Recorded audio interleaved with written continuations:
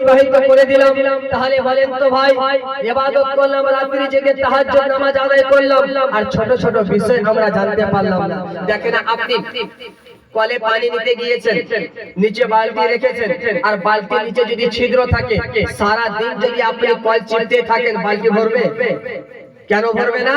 যে আমার বালতির নিচে ছিদ্র রয়েছে। আমি যে ইবাদত করব, ইবাদত করার জন্য সর্বপ্রথম কিসের দরকার? পবিত্র অর্জন করা। এই পবিত্র অর্জন কিভাবে করতে হবে সেটাই তো আমি জানলাম না।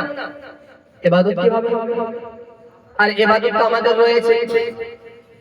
মুআজ্জাজ মুহতারাম সামিনে কিরাম, বলার উদ্দেশ্য হলো যে মহান আল্লাহ তাবারাক ওয়া তাআলার দরবারে এমন ভাবে ইবাদত করো, এমন ভাবে আপনাকে শিক্ষা অর্জন করতে হবে যেন আপনার শিক্ষা যেন আপনাকে জান্নাত পর্যন্ত নিয়ে যায়। মুআজ্জাজ মুহতারাম সামিনে কিরাম, রাসূল কায়নাত সাল্লাল্লাহু আলাইহি ওয়াসাল্লাম বলেছেন, হে পৃথিবীর বাসীরা শোনো, এমন একটা জামানা আসবে যে একজন পুরুষ নিজের স্ত্রীর সাথে জিনা করবে।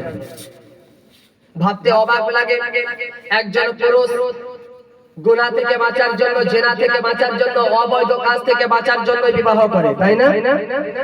বিবাহ করে কিসের জন্য? গুনাহ থেকে বাঁচার জন্য, অবৈধ সম্পর্ক থেকে বাঁচার জন্য। আর নবী আমার বলছেন যে এমন একটা সময় আসবে স্ত্রীর সাথে অবৈধ সম্পর্ক হবে।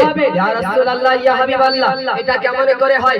অবৈধ সম্পর্ক থেকে বাঁচার জন্য, জিনা থেকে বাঁচার জন্য, নিজেকে পবিত্রতা অর্জন করার জন্য, হালাল ভাবে নেওয়ার জন্য তো বিবাহ করে।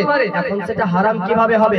বলে আমার বান্দাদের মধ্যে এমন এমন কথা বলে ফেলবে, ইসলাম সম্পর্কে এমনটা অজ্ঞ হয়ে যাবে, না জানা হয়ে যাবে, যে এমন এমন কথা বলবে, সকালে মুসলমান ছিল, রাতে কাফির হয়ে গিয়েছে। রাতে মুসলমান ছিল, সকালবেলা বেঈমান হয়ে গিয়েছে।